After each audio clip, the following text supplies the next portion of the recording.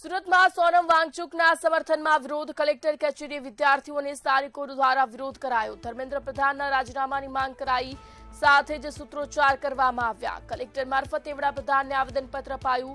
ભૂખ હડતાળના પ્રદર્શનકારીઓની માંગ સાંભળવા અપીલ કરાઈ।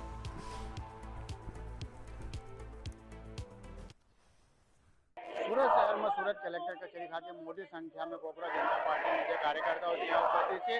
सोनम वांगचुक ने सपोर्ट में आवेदन पत्र पर जोई शकाय छे जे तमाम लोगों से अहींया उपस्थित छे। हाल करीने बात करीए के सोनम वांगचुक ने सपोर्ट में नारा लगावी रह्या छे અને ખાસ કરીને જે વાત કરી હતી જે લોકો છે એ ધર્મેન્દ્ર પ્રધાનના રાજીનામાની વાત કરી રહ્યા છે। મોટી સંખ્યામાં જે લોકો છે તે અહીંયા ઉપસ્થિત છે। જે કાર્યકર્તા જનજોડમાં વાત કરવાની કોશિશ કરશું। આપનું શું નામ છે ને કેમ વિરોધ પ્રદર્શન? મારું નામ એડવોકેટ ડોક્ટર ઉષ્મા નીતિન કુમાર ઠાકર છે।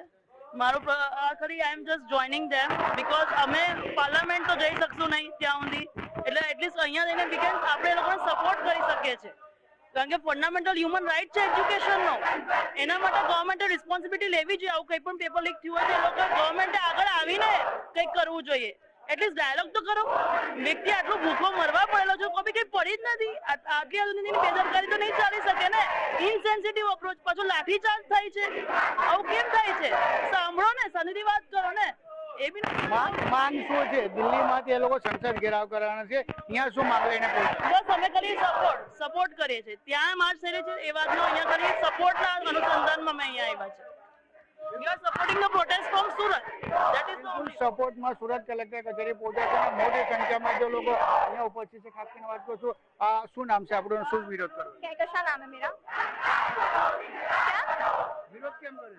हम लोग विरोध इसलिए करने आए हैं क्योंकि सरकार अकाउंटेबल नहीं है। नीट पेपर लीक हुआ, उसका जवाब नहीं दे रही है। Sonam Wangchuk sir hunger strike में 22 दिन से बैठे हुए हैं, बट उन्हें इस तरीके से स्टेज पर से घसीट के लेके जाया गया है, वो भी विदाउट परमिशन, और बाद में आके कुछ और कह रहे हैं।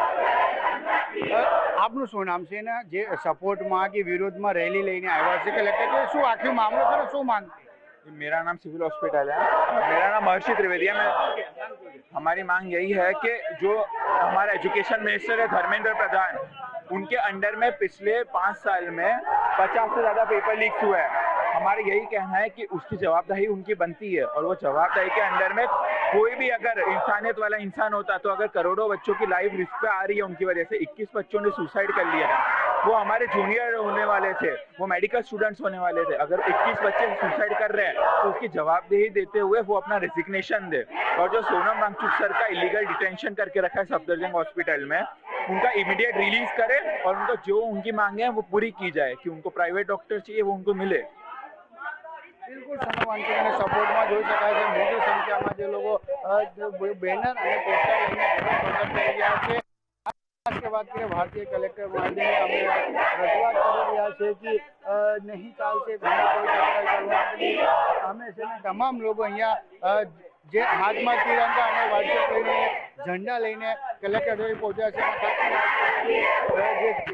જે સોનમ વાંગચુક છે એના સમર્થનમાં તમામ લોકો અહીંયા ઉપસ્થિત છે અને એમને સપોર્ટમાં જે નારો લગાવીને ખાસ કરીને એમના સપોર્ટમાં સુરત કલેક્ટરને આવેદન આપી રહ્યા છે અને ખાસ માંગી રહ્યા છે કે ધર્મેન્દ્ર પ્રધાન શિક્ષા મંત્રી છે તેને રાજીનામું આપવું જોઈએ અને જે ત્યાં ભૂખ હડતાલ પર બેઠા છે એમને જો સરકારને ડાયલોગ કરવું જોઈએ એના માંગ લઈને સુરત કલેક્ટર કચેરીમાં આવેદનપત્ર આપવામાં આવ્યા છે। કેમેરામેન શોએબ શેખ સાથે દીપક રાવલ, કેબી ન્યૂઝ, સુરત।